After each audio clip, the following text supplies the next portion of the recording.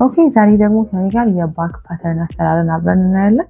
ባክ ኮርሴት ቶፕ በጣም ቀላል ነው ባይዘው እኔ ሰራውላችሁ ቶፕ የሱን ባክ አሰራር ነው የምናየው። ኦኬ ስለዚህ ሃፉን ብቻ ነው የምንጠቀመው፣ ሃፍ ባክ ብቻ ማለት ነው።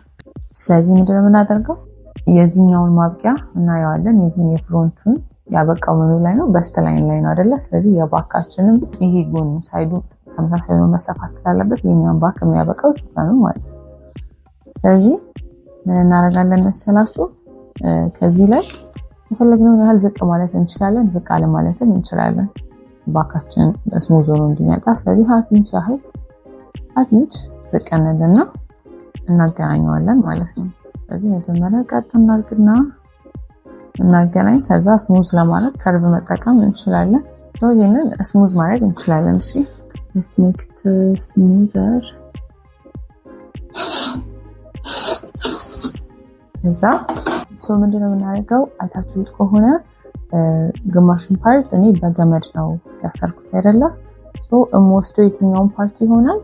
ይሄኛውን ብቻ which is አሁንም ማደምቀላችሁን ፓርት ብቻ ነው የምወስደው። እቺን ፓርት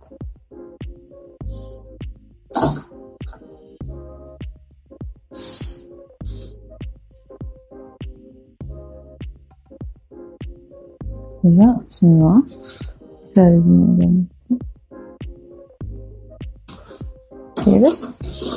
because ሴንተሪ በምንድነው በገመድ ነው የሰበሰብኩት። እቺን ብቻ ነው የምወስደው and this is the side back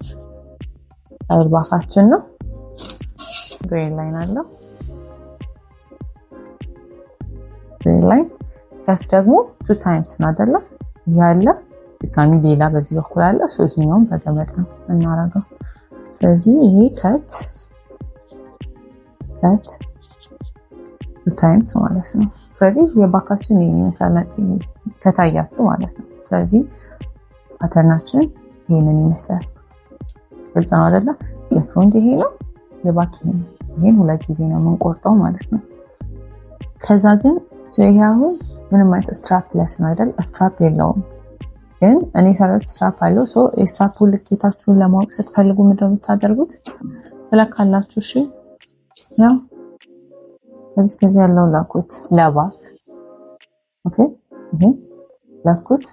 ከዛ ለፍሮንት መታችሁ ከዚህ ያለው ላኩት ከሾልደራችሁ ማለት ነው። አሁን በኔ ኬዝ 5 እና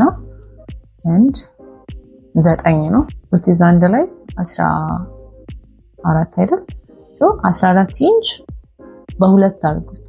በሁለት ማለት ለቀኝና ለግራ ማለት ነው። ስለዚህ ለአንደኛው ሳይድ 14 ኢንች በቃችን መታከል which is 14 ኢንች ነው ማለት አይደለ? ይሄን የሚያክል ስትራፕ አዘጋጃለሁ ማለት ነው። ስትራፕ ይሄን የሚያክለው በቃ በኋላ እዚህ ላይና ባኩ ላይ አንድ ላይ ተሰፍቶ የሚገባው ስትራፕ ይሄን የሚያክል።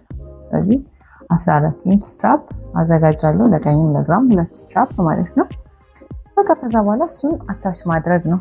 ከዛ ቼክ ማድረግ ያለባችሁ እንግዲህ ሳይድ ሲሙ የባኩ እና የሳይድ ሲሙ ፍሮንቱ አብሮ አይደለም የሚሰፋው።